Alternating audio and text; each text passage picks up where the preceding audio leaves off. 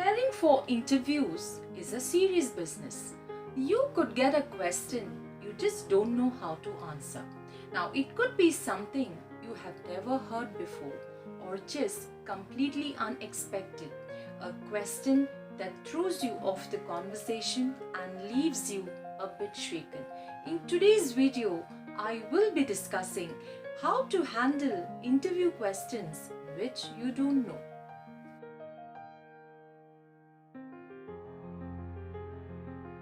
Welcome back. Hi, I'm Sadhumnisa and thank you for joining me on this video today. So what should you do when you get interview questions that you have no idea, and how to respond to those questions?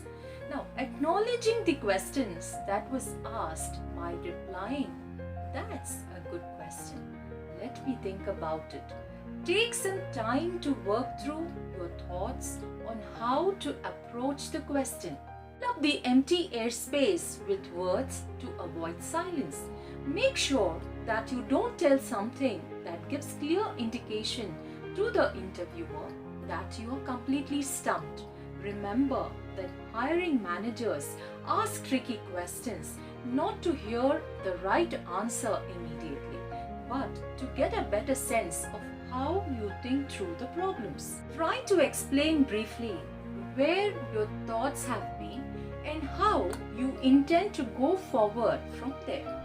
For example, if an interviewer asks you to describe a situation in which you showed initiative, avoid giving an example of an idea you had but never put into action. It's much better to talk about a time when you not only came up with a solution to a problem but also acted on it. You can explain the effect your decision had when you put it into practice. You can also finish it off with a qualifying statement which shows that you are flexible, even if your answer isn't what the hiring manager wanted to know. If you're asked a question that you really can't work through, own up and try redirecting to an area that you're familiar with. You may not be able to speak to a certain skill directly, but if you're able to connect it to a similar skill, you're much better off than just saying you don't have the skill they're looking for. Example, say you applied for a position that requires drafting and pleading experience and you're asked about the experience in this type. If you simply don't have it, try redirecting the answer to something that you have experience with. In this instance, you could draw your experience if you've written any research papers and got it published.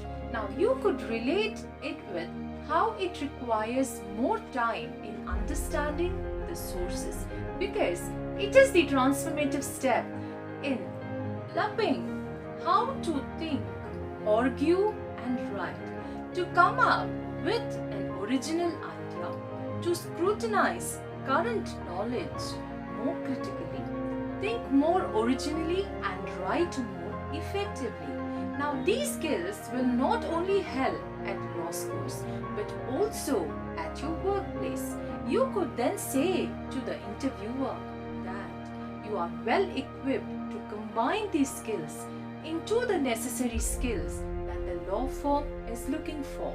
You might get a question on that no amount of thinking or redirecting can help with. Questions that call for definitions or understanding of concepts that you don't know can't just be worked through on the spot.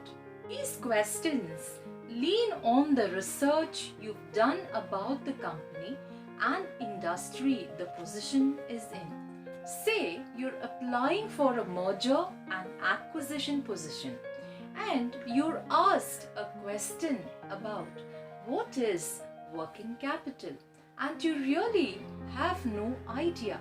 Now be prepared with a fail-safe answer that focuses on the enthusiasm for the position and knowledge of the industry. Something like that's not a concept I'm really familiar with yet, but is something I'm really excited about, and I've been actively trying to learn more.